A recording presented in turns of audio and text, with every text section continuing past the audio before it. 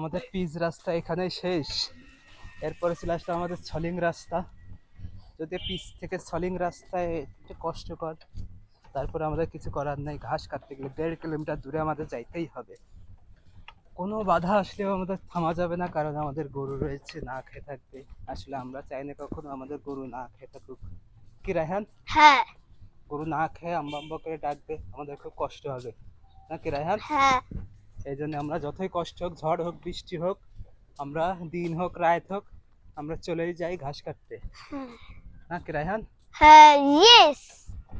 তো আপনারা সবাই আমাদের জন্য দোয়া করবেন, আমরা যেন এরকম ঘাস কাটতে পারি প্রতিদিন। আল্লাহ যেন আমাদের সুস্থ রাখে। কি রায়হান?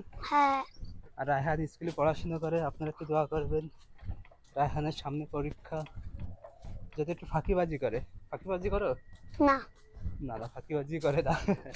মেলা হাকিবাজি করি না, অল্প তো ঠিক আছে, আরো অনেক দূর আছে। এই ছলিং প্রায় প্রায় অর্ধেক চলে 600, এসেছি। আর ছলিং আছে মনে হয় কত ফিট হবে, 600 ফিট মতো। ঠিক আছে, বাদ বাকি সামনে আপনাদের দেখাইতেছি।